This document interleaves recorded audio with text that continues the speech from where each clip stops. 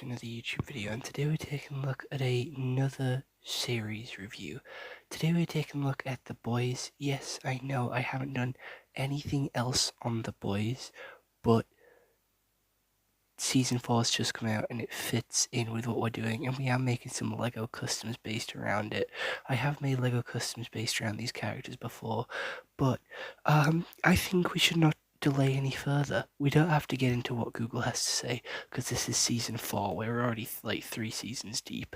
So the easiest way to quickly run through the story is to go character by character until I get to episode 7, and that's when I'll quickly deep dive into the final 2 episodes. So Huey's story, starting off with the boys' characters, obviously. So Huey is... oh god, he's got a big story. So Huey is basically still the whiny little bitch of the group, but he is getting stronger. He's learning to fight, and he teams up with A-Train. His dad is dying, and he dresses up as Web Weaver and gets sexually assaulted, pretty much. Moving on to Butcher, he is pretty much dying. He gets booted on and off the team constantly. He's constantly flip-flopping between who he's working for and who he's working with. And he's got a weird worm creature that's living in his head, which accidentally comes out and kills someone. He also works with 2 people. He sees his dead wife in his head, and he also has a best friend which comes back, which turns out to actually be also another figment of his imagination, which did confuse me. I did not expect it. That was a huge fucking plot twist. I genuinely did not expect him to be a figment of his imagination. But he cuts off a guy's leg, and he's basically trying to save Ryan, and basically cause mass genocide and kill all soups. We then have Frenchie, who is dealing with his past. He is an absolute like bi icon. He's like a he's goated with the sauce. He's so fucking cool, and I just love his accent. But continuing on his story, he is still talking with Kiriko, and him and Kiriko are like the biggest two for this, but no one communicates in this team. No one fucking talks to each other. No one expresses how they truly feel. No one expresses their true sort of opinions on anything. So they're all constantly at each other's throats and constantly arguing.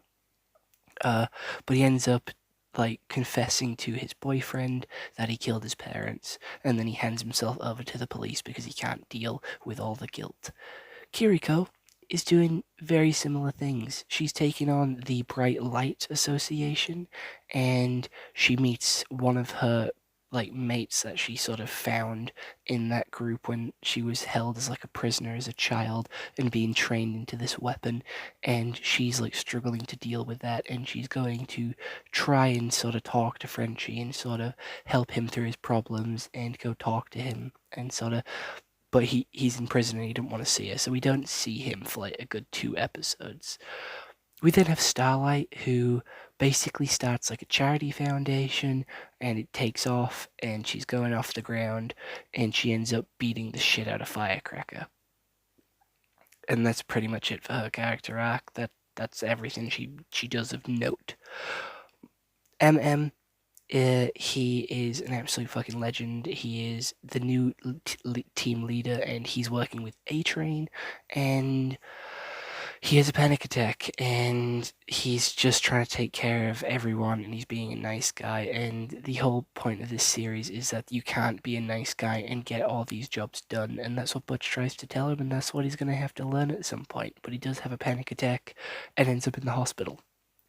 Moving on to the villain side, moving on to the bad guys, we have Homelander, who is being very odd. He's being very odd. He's struggling, and we get to see that. We get to see his mental health problems through the cracked mirror as he's talking to different variations of himself. And we see his twitching lip every time he's starting to lose it, and the mask is falling, and he's going deeper and deeper into his descent. And I like that. That's really good detailing. That's really good sort of build up, and it's so good. We then have the 2 new heroes, Firecracker, who is basically has a huge vendetta against Starlight, and it all starts from like childhood shit, which doesn't really matter. She insulted her and called her names at a pageant, and it ruined her pageant career, and now she's spreading lies on a podcast. Pretty standard stuff. She also started lactating, so then Homelander could drink it. That episode traumatized me. It's episode 6, just to warn you. We then have going over to A-Train, who's being an absolute fucking legend and helping out the boys, helping out the team. I fucking love this character arc. I always knew A-Train was a good boy at heart. I always knew he was like a golden boy, and I'm rooting for him 100%, and I hope he joins the boys at the end of this season. But obviously, with how this season's going and how Black Noir went last time, he's gonna get killed because we're getting to learn more about his character and getting to care more for him. Speaking of Black Noir, they've completely changed who he is. They've got an actor to play him, and the actor just constantly bitches. And I'm gonna be honest, Black Noir is still badass as fuck, but this new guy is quite annoying. The Deep has also been reverted into this child, this really stupid, incomprehensive character who doesn't fucking understand anything. And I don't get why they reverted his character to do this. It's really fucking annoying, but they have. And he also keeps the octopus in his fucking wardrobe just because it's his girlfriend, which is really fucking weird to me. And I think that's all the main characters' stories covered. Oh yeah, there was like a one little bit where they got this guy out of prison, who was quite happy to be out of prison. They got attacked by giant fucking sheep, which caught me completely off guard. It was so fucking random, but it is obviously them trying to get this soup sort of disease which kills off superheroes, and that's what Butcher is going to use to create this genocide. So, now that all that is out the way, we're going to be getting into the final 2 episodes, and I'm so fucking excited to get into this because a lot of shit went down in these last 2 episodes. These last 2 episodes were an absolute fucking banger. So, what happened was Butcher passed out. Annie got kidnapped by the shapeshifter soup, and the shapeshifter proposed to Huey, and they did the little devil's tango a good 20 times. Didn't get to see any of it, thank God. It was all done in the background. Frenchie was got out of prison by Butcher.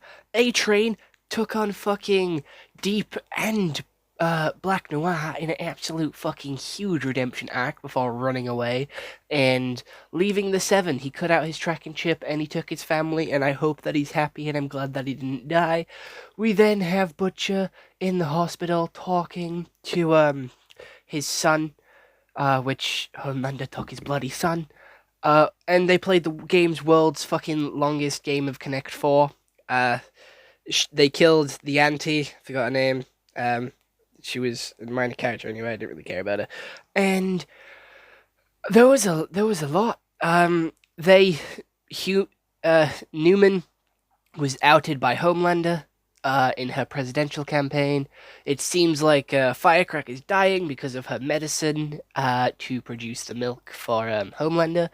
And everyone had to run away because they're being framed for the murder of Newman. So Frenchie and Kimiko shared a kiss. I think they're in love. I think they're finally going to get together. I believe they were going to Canada. And guess who they were stopped by? The Guardians of Godolkin. We have them 2 coming in. One of them mind-wiping, mind-fucking with Frenchie. And obviously, the strong one, Sam, holding back Kimiko and absolutely fucking tanking her hits. We have the dick guy, the guy with the world's longest dick, taking out MM. Unfortunately, it happened twice. If you had a nickel for every time MM got hit with a huge fucking dick, you'd only have 2 nickels, but it is absolutely fucking dreadful that it happened to him twice, and I do feel so bad for him. And then we also have the magnet person taking on Huey, and Starlight got away, so there is hope for the future, and Homelander's now in power. So, that's quick debrief of the story. Also, Soldier Boy's still here. Soldier Boy's still alive. Everyone loves Soldier Boy, so glad he's back. And that is where it ends. And it has the best fucking ending. It is a solid ending. I thought this season started off pretty mid. I wasn't a huge fan of how this season started off. Again, it's been 4 seasons. It started to get old. Everyone's angry at Butcher as per usual. Everyone sort of felt quite dry. It felt all the same. It didn't feel new or fresh for the first couple of episodes. But as the season got on, I started to get back into it, started to enjoy it more. And these last two absolutely sold me on this season.